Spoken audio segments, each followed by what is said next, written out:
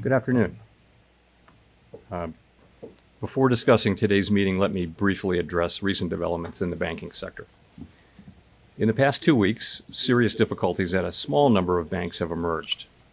History has shown that isolated banking problems, if left unaddressed, can undermine confidence in healthy banks and threaten the ability of the banking system as a whole to play its vital role in supporting the savings and credit needs of households and businesses.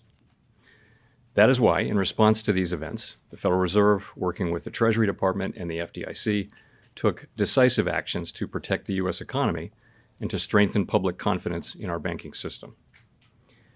These actions demonstrate that all depositors' savings in the banking system are safe.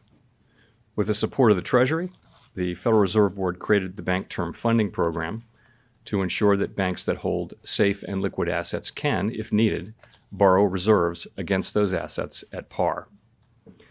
This program, along with our long-standing discount window, is effectively meeting the unusual funding needs that some banks have faced and makes clear that ample liquidity in the system is available. Our banking system is sound and resilient with strong capital and liquidity. We will continue to closely monitor conditions in the banking system and are prepared to use all of our tools as needed to keep it safe and sound.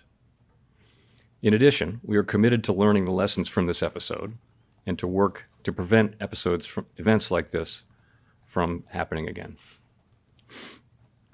Turning to the broader economy and monetary policy, inflation remains too high and the labor market continues to be very tight. My colleagues and I understand the hardship that high inflation is causing, and we remain strongly committed to bringing inflation back down to our 2% goal. Price stability is the responsibility of the Federal Reserve. Without price stability, the economy does not work for anyone.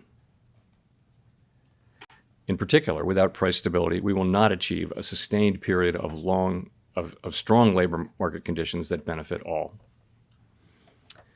The U.S. economy slowed significantly last year, with real GDP rising at a below-trend pace of 0.9%. Consumer spending appears to have picked up this quarter, although some of that strength may reflect the effects of swings in the weather across the turn of the year. In contrast, activity in the housing sector remains weak, largely reflecting higher mortgage rates. Higher interest rates and slower output growth also appear to be weighing on business fixed investment. Committee participants generally expect subdued growth to continue. As shown in our summary of economic projections, the median projection for real GDP growth stands at just 0.4% this year and 1.2% next year, well below the median estimate of the longer-run normal growth rate. And nearly all participants see the risks to GDP growth as weighted to the downside. Yet the labor market remains extremely tight. Job gains have picked up in recent months, with employment rising by an average of 351,000 jobs per month over the last 3 months. The unemployment rate remained low in February at 3.6%. The labor force participation rate has edged up in recent months, and wage growth has shown some signs of easing. However, with job vacancies still very high, labor demand substantially exceeds the supply of available workers. FOMC participants expect supply and demand conditions in the labor market to come into better balance over time, easing upward pressures on wages and prices. The median unemployment rate projection in the SEP rises to 4.5% at the end of this year and 4.6% at the end of next year. Inflation remains well above our longer-run goal of 2%. Over the 12 months ending in January, total PCE prices rose 5.4%, excluding the volatile food and energy categories. Excluding those, core PCE prices rose 4.7%. In February, the 12-month change in the CPI came in at 6%, and the change in the core CPI was 5.5%. Inflation has moderated somewhat since the middle of last year, but the strength of these recent readings indicates that inflation pressures continue to run high. The median projection in the SEP for total PCE inflation is 3.3% for this year, 2.5% next year, and 2.1% in 2025. The process of getting inflation back down to 2% has a long way to go and is likely to be bumpy. Despite elevated inflation, longer-term inflation expectations appear to remain well anchored, as reflected in a broad range of surveys of households, businesses, and forecasters, as well as measures from financial markets. The Fed's monetary policy actions are guided by our mandate to promote maximum employment and stable prices for the American people. My colleagues and I are acutely aware that high inflation imposes significant hardship as it erodes purchasing power, especially for those least able to meet the higher costs of essentials like food, housing, and transportation.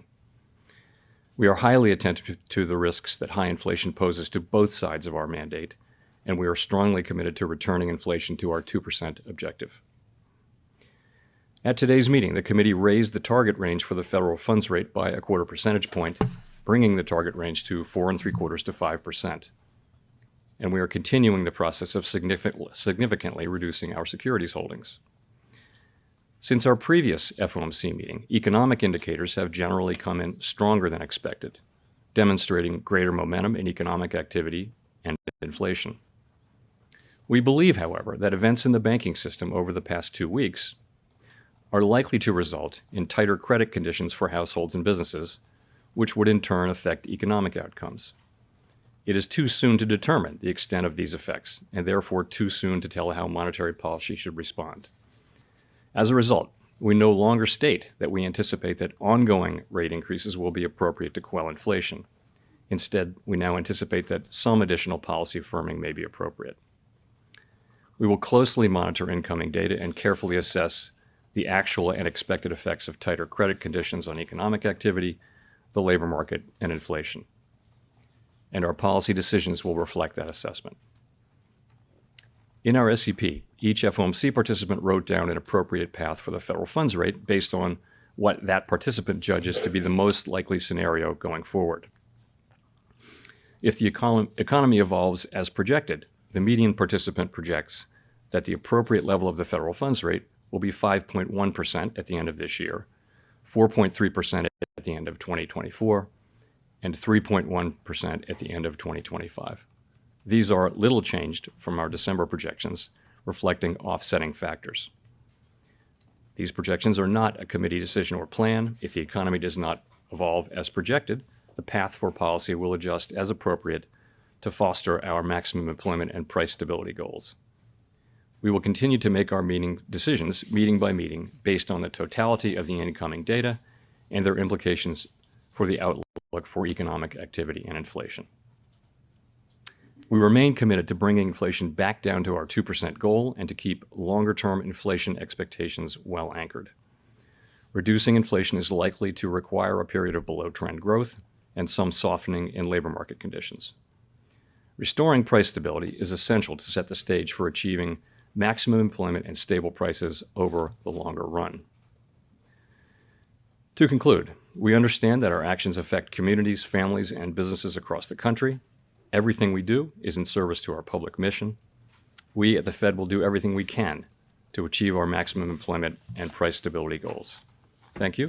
I look forward to your questions.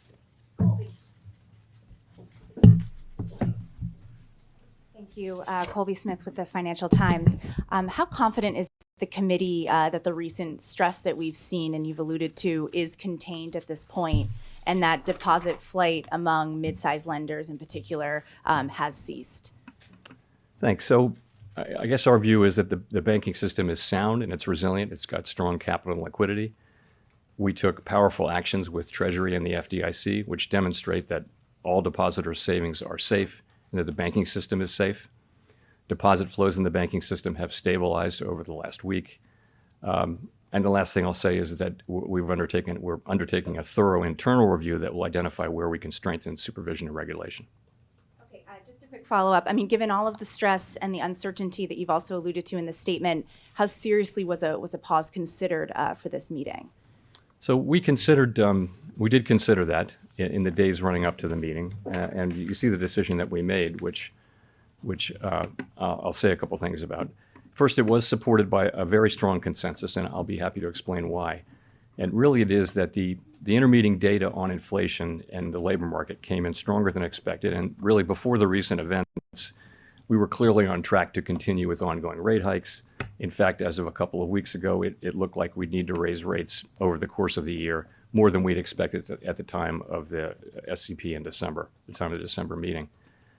We are committed to restoring price stability, and all of the evidence says that the public has confidence that we will do so, that we'll bring inflation down to 2% over time. It is important that we sustain that confidence with our actions as well as our words. So we also assess, as I mentioned, that the events of the last 2 weeks are likely to result in some tightening of credit conditions for households and businesses, and thereby weigh on demand, on the labor market, and on inflation.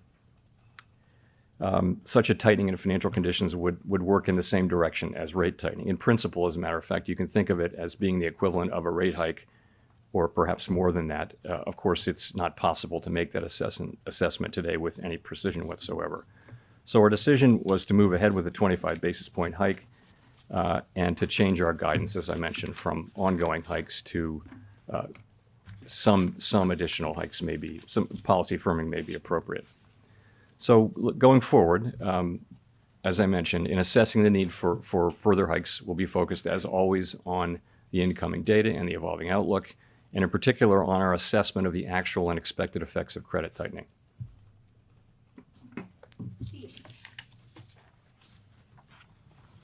Mr. Chairman, can you explain the difference between ongoing rate increases and firming?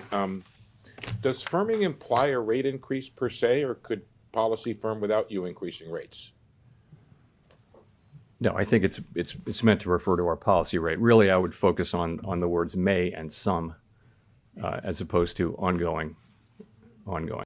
So we clearly were, what we were doing there was taking on board trying to reflect the uncertainty about what will happen. I mean, it's possible that this will turn out to have very modest effects. These events will turn out to be very, very modest effects on the economy, in which case, and inflation will continue to be strong, in which case, the path might look different. It's also possible that this potential tightening will contribute significant tightening in credit conditions over time, and in principle, if that means that monetary policy may have less work to do. We simply don't know. So, do you have concerns that the hike you did today could further exacerbate the problem in the banks? No, I mean, with our monetary policy, we're really focused on macroeconomic outcomes. In particular, we're focused on this potential credit tightening and what can that produce in the way of tighter credit conditions. I think when we think about the situation in the banks, we're focused on our financial stability tools, in particular our lending facilities, the discount window, and also the new facility.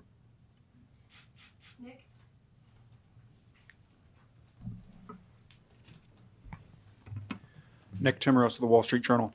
Chair Powell, in your testimony 2 weeks ago, you had indicated you thought the terminal rate would be higher. Obviously, that was before the stress in the banking sector.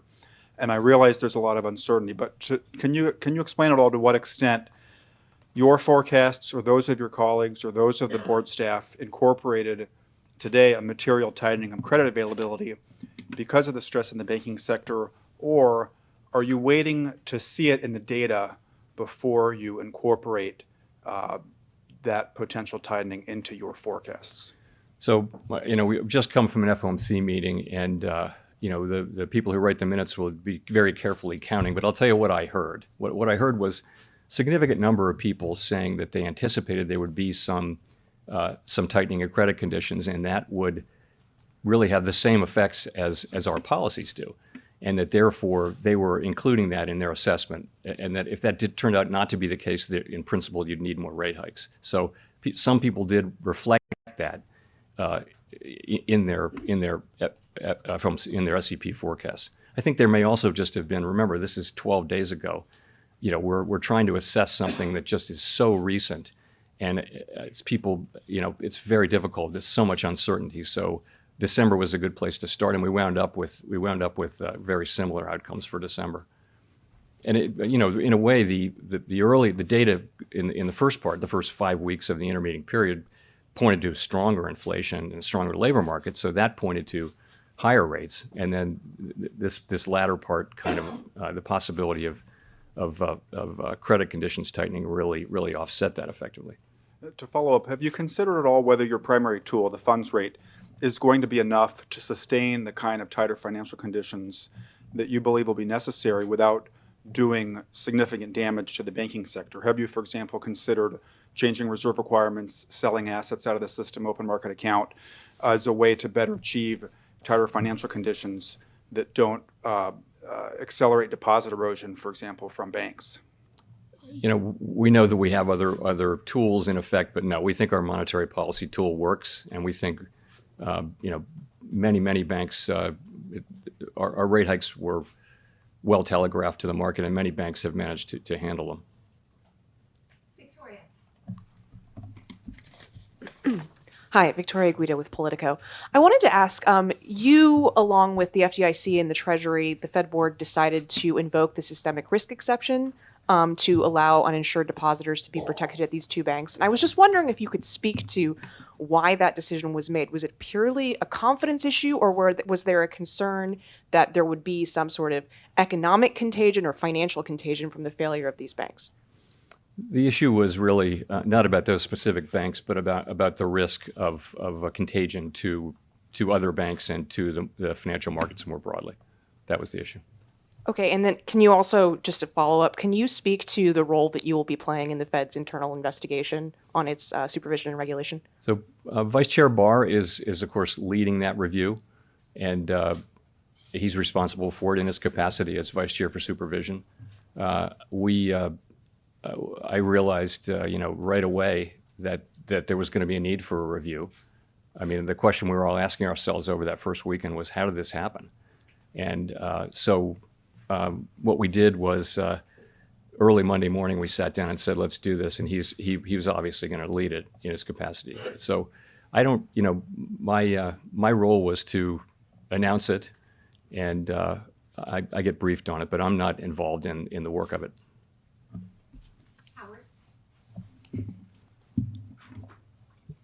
Hi, Chair Powell. Howard Schneider from Reuters. So I want to go back to your February press conference. You mentioned the word disinflation, I believe, 9 or 10 times, a process that you felt was, I forget the word you used, but gratefully underway or something like that. Is disinflation still occurring in the U.S. today? Yes. I mean, what actually happened, Howard, was I got the question 12 times. So maybe it's a feature, not a bug. But yeah, absolutely absolutely the same. The story is intact. So it's really three parts, right?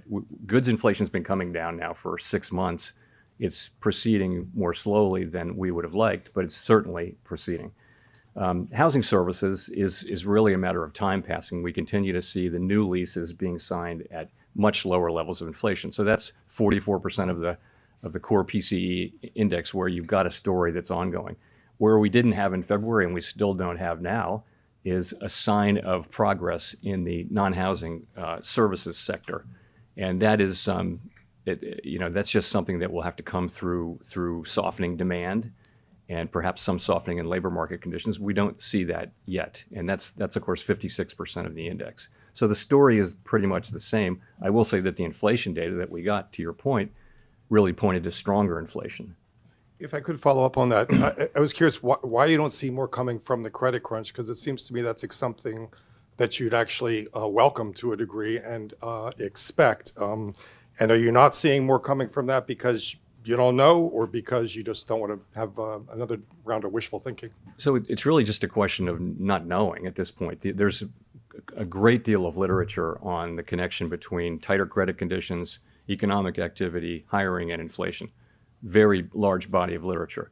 The question is, how significant will this credit tightening be, and how sustained will it be? That's the issue, and we don't really see it yet. It's so people are making estimates. People are publishing estimates, and it's very kind of rule of thumb guesswork almost at this point. But we think it's potentially quite real, and that argues for being alert as we go forward, as we think about further rate hikes. For us, we'll be paying attention to the actual and expected effects from that. Gina. Hi, Chair Powell. Gina Smilik from the New York Times. Thank you for taking our questions. I wonder if you could talk a little bit. I know that you've got your internal review coming, but I wonder if you could talk a little bit about what you think happened with oversight at Silicon Valley Bank and whether this suggests that something about regulation and supervision needs to actually change going forward. And I wonder, how can the American people have confidence that there aren't other weaknesses out there in the banking system, given that this one got missed, as you noted? So let me say what I think happened, and then I'll come to the questions around supervision. So at a basic level, Silicon Valley Bank management failed badly. They grew the bank very quickly. They exposed the bank to significant liquidity risk and interest rate risk, didn't hedge that risk. We now know that supervisors saw these risks and intervened. We know that the public saw all this. We know that SVB experienced an unprecedentedly rapid and massive bank run. So this is a very large group of connected depositors, concentrated group of connected depositors, in a very, very fast run, faster than the historical record would suggest. So for us, for our part, we're doing a review of supervision and regulation. My only interest is that we identify what went wrong here.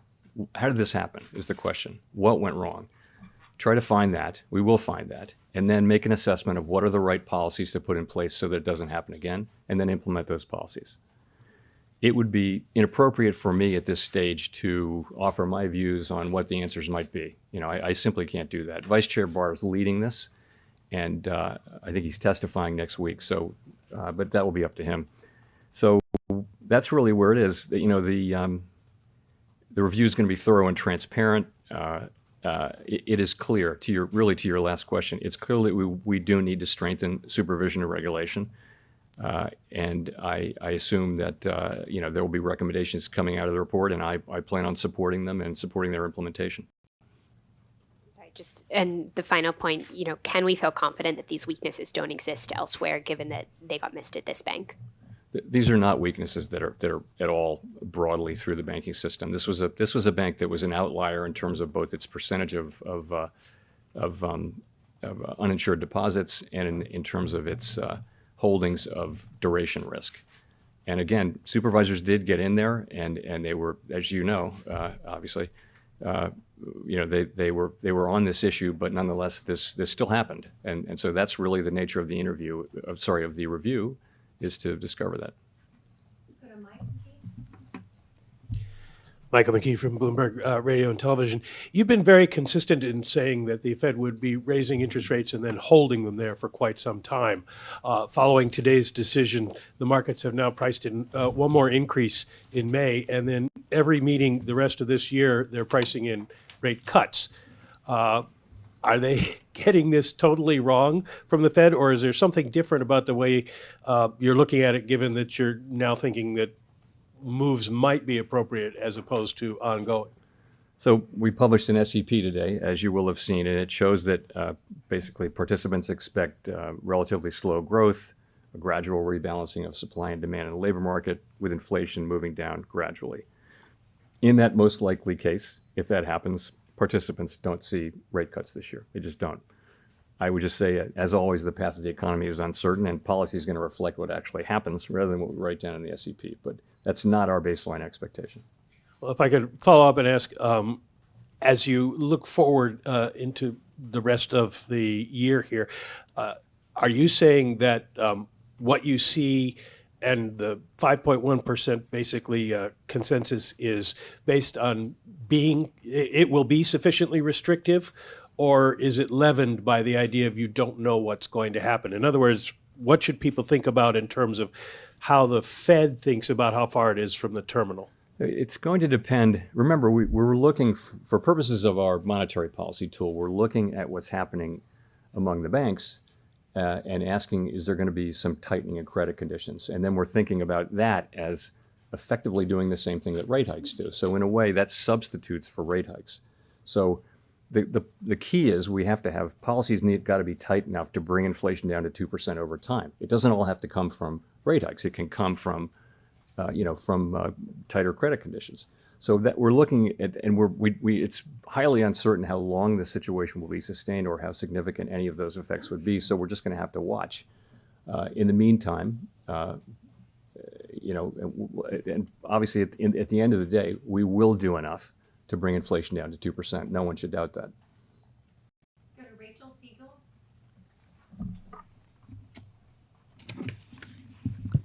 Hi, Chair Powell. Rachel Siegel from the Washington Post. Thank you for taking our questions. I know we've talked a bit about how Silicon Valley Bank was unique to a certain sector of the economy, but there's also growing concern that there are financial stability risks from the commercial real estate market and loans that will begin to roll over later this year and next, and that smaller regional banks also disproportionately hold those loans. Is there a risk that could mimic the kind of what we saw with SVB to banks that disproportionately are focused in commercial real estate? So, we've well aware of the concentrations people have in commercial real estate. I really don't think it's comparable to this. The banking system is strong, it is sound, it is resilient, it's well capitalized, and I really don't see that as at all analogous to this. One other question, would you be open to an independent investigation separate from the Fed's probe? I welcome. It's 100% certainty that there will be independent investigations and outside investigations and all that. So we welcome, when a bank fails, there are investigations, and of course, we welcome that. Edward. Thank you, Mr. Chairman. Edward Lawrence from Fox Business. Inflation has been rather sticky, so do you need help from the fiscal side to get inflation down faster? We don't assume that. We don't give advice to the fiscal authorities, and we assume that we take fiscal policy as it comes to our front door, stick it in our model along with a million other things, and we have responsibility for price stability. The Federal Reserve has responsibility for that, and nothing is going to change that. So we will get inflation down to 2% in time. And if I can follow on that, but they're working, the spending that's happened is working against what you are doing, right? So it's prolonging inflation? If you have to look at the impulse from spending, because spending was, of course, tremendously high during the pandemic, and then as the pandemic programs rolled off, spending actually came down. So the sort of fiscal impulse is actually not what's driving inflation right now. It was at the beginning, perhaps part of what was driving inflation, but that's not really the story now. Let's go to Neil Irwin. Hi, Chair Powell. Neil Irwin with Axios. Two questions about aspects of the government's response on Silicon Valley Bank 2 weekends ago.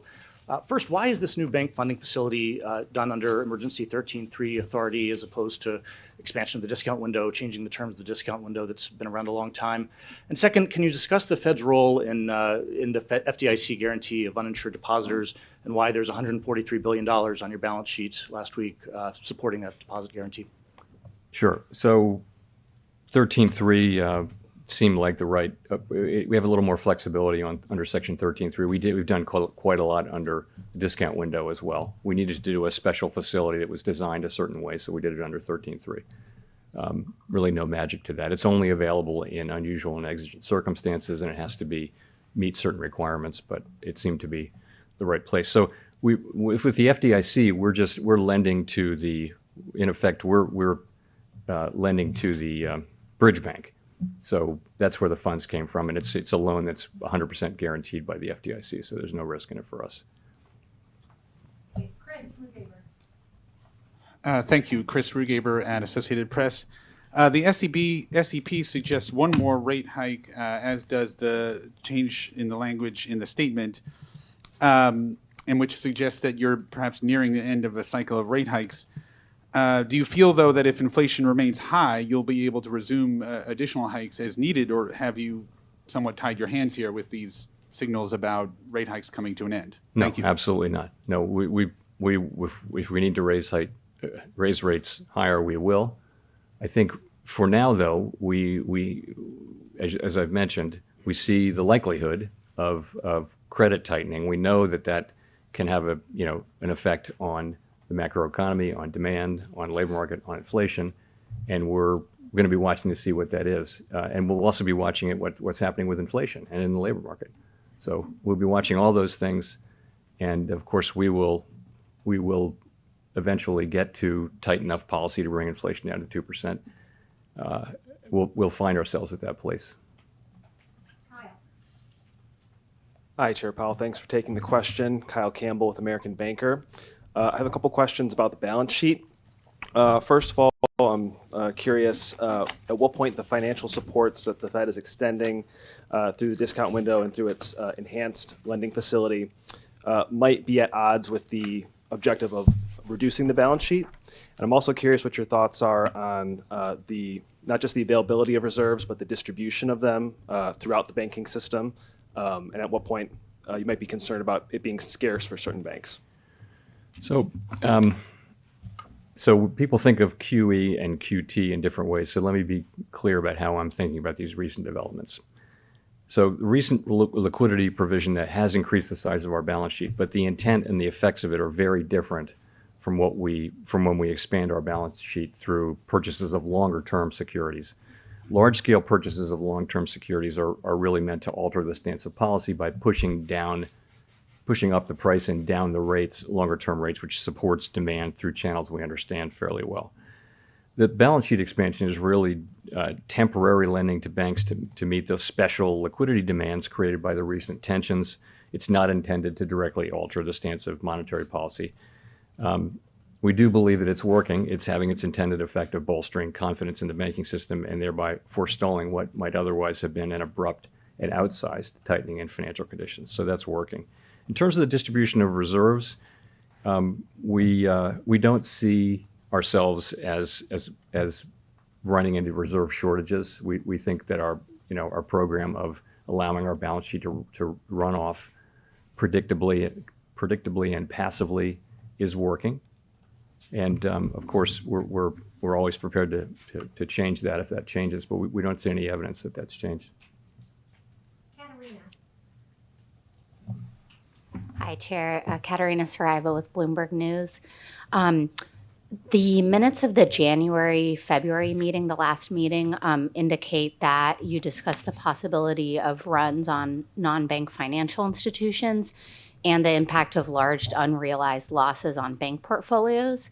Can you talk a little bit more about that discussion, kind of what was talked about in light of that?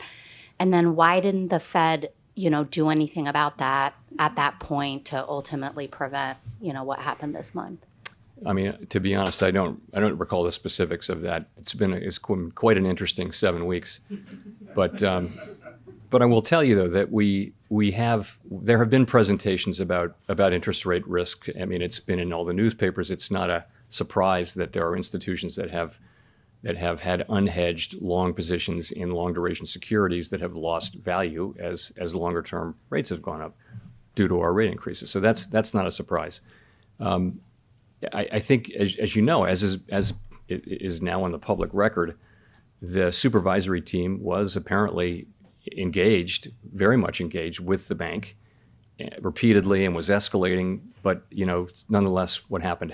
And so that's really the purpose of one way to think about the review that Vice Chair Barr is conducting, is to try to understand how that happened and try to understand how we can do better and what policies we need to change. I mean, one thing is the speed of I'll come back to that, the speed of the run. It's very different from what we've seen in the past, and it does kind of suggest that there's a need for possible regulatory and supervisory changes, just because supervision and regulation need to keep up with what's happening in the world.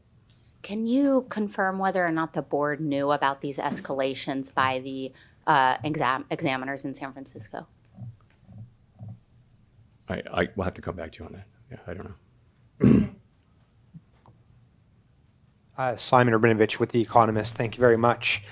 Chair Powell, you've stated twice today that all depositors' savings in the banking system are safe. Are you saying that de facto deposit insurance covers all savings?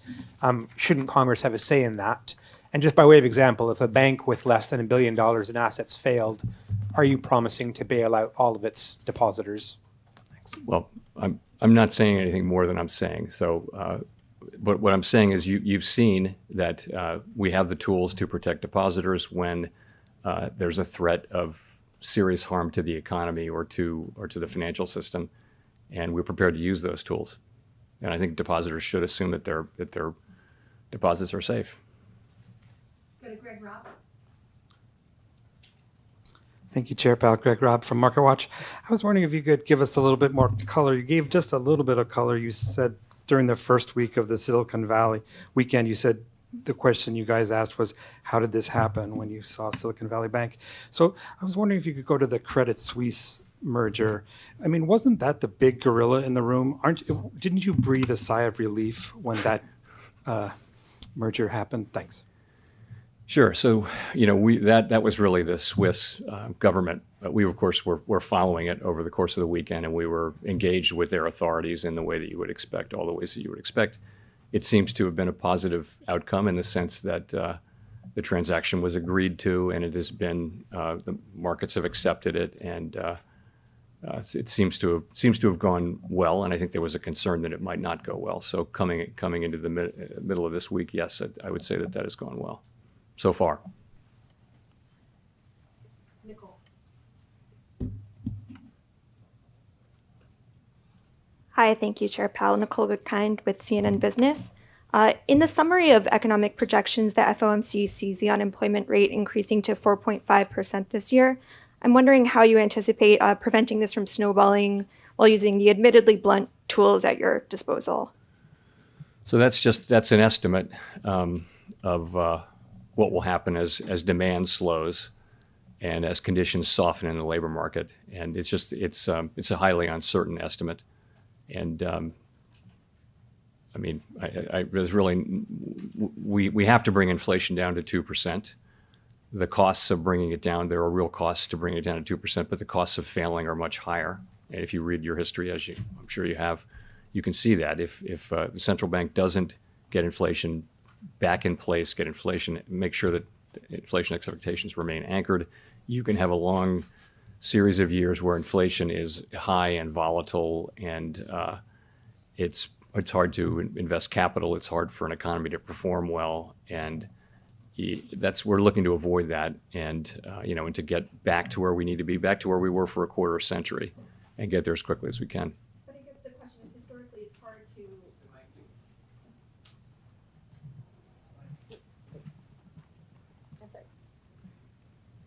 to. Historically, it's been hard to contain unemployment, and the question is, do you worry about some sort of snowball effect, and how do you factor that into your projections and your thoughts? Well, it depends on whether so recessions tend to be nonlinear, and so they're very hard to model. The models all work in a kind of linear way. If you have more of this, you get more of that. But when a recession happens, the reactions tend to be nonlinear, and that's so we don't know whether that'll happen this time. We don't know. If so, we don't know how significant it will be. And so, we're very focused on getting inflation down, because we know in the longer run that is the thing that will most benefit the people we serve. That's how we can have we've had very strong labor markets through these long expansions that we've had. 4 of the 5 longest, or 3 of the 4 longest expansions in U.S. history have been really since the high inflation period. And the reason was inflation wasn't forcing the central bank to come in and stop an incipient or an expansion. You can have very, very long expansions without high inflation, and we had several of those, and they're very good for people. You see late in an expansion, you see low unemployment, you see the benefits of wages going to people at the lower end of the wage spectrum. It's just a place that we should try to get back to. Jean. Hi, Chair Powell. Jean Young with Market News. I just wanted to ask, with all the events of the past 2 weeks, do you still see a possibility of a soft landing for the U.S. economy? It's too early to say really whether these events have had much of an effect. It's hard for me to see how they would have helped the possibility, but I guess I would just say it's too early to say whether there really have been changes in that. The question will be how long this period is sustained. The longer it's sustained, then the greater will be the likely declines in or tightening in credit standards, credit availability. So we'll just have to see. I do still think, though, that there's a pathway to that. I think that pathway still exists, and we're certainly trying to find it. Nancy. Hi, Chair Powell, Nancy Marshall-Genzer with Marketplace. Just wondering how many financial institutions have been issued matters requiring attention or matters requiring immediate attention citations at this point? How many? I don't know. But those are serious. Those are serious regulatory, particularly immediate attention. And I guess there were 6 of them. So. And getting to the seriousness of it, how are you going to ensure that banks comply with these citations, take them seriously? How will you enforce them? That is a great question and is right in the heart of what the review will be doing under Vice Chair Barr's leadership. So I think that's what you think about. What can we do to make sure? But again, that's not for me to answer today. So you have specific thoughts on that? Well, I see. If I did, I wouldn't share them because I really, this review is going on, and I want nothing other than us to find out what happened and why, figure out what we can do to do better, and then implement those changes. That's all I want. It's for me to be giving you my half-formed or partially informed thoughts. It just isn't appropriate. There's a real serious review going on with people from all over the Federal Reserve System who are not connected to this, to this work, not connected to this bank, and under again Vice Chair Barr's leadership, and I'm confident that it will produce a satisfactory result. Okay, we'll go to Jennifer for the last question. Thank you, Chair Powell. Jennifer Schonberger with Yahoo Finance. Curious, how do you view financial conditions right now? If credit becomes expensive enough, choking off growth, as you said you're watching for, would that situation warrant a rate cut? What situation would warrant a rate cut? And have the bank failures prompted any discussion around changing the implementation of the balance sheet runoff? Thank you. So we haven't really talked about changing the balance sheet implementation. That's not something we've discussed yet. As I mentioned, we're always willing to change that if we conclude that it's appropriate, but we're really not seeing any signs there. Sorry, then the question before that was, just give me a... Curious how you view financial conditions now, and if credit were okay. to tighten enough, if that would prompt a rate cut. So financial conditions seem to have tightened, and probably by more than the traditional indexes say, because the traditional indexes are focused a lot on rates and equities, and they don't necessarily capture lending conditions. So we think that, though. So there are other measures which if they're focused on, bank lending conditions and things like that, they show some more tightening. The question for us, though, is how significant will that be, and how, what will be the extent of it, and what will be the duration of it, and then once you know that. There's a fair amount of research about how that with broad uncertainty bands, how that works its way into the economy over what period of time. And so, so we'll be looking to see the first part of that, like how serious is this, and how does it look like it's going to be sustained? And if it is, it could easily have a significant macroeconomic effect, and we would factor that into our policy decisions. I mentioned with rate cuts, rate cuts are not in our base case, so that's all I have to say. So, thank you very much.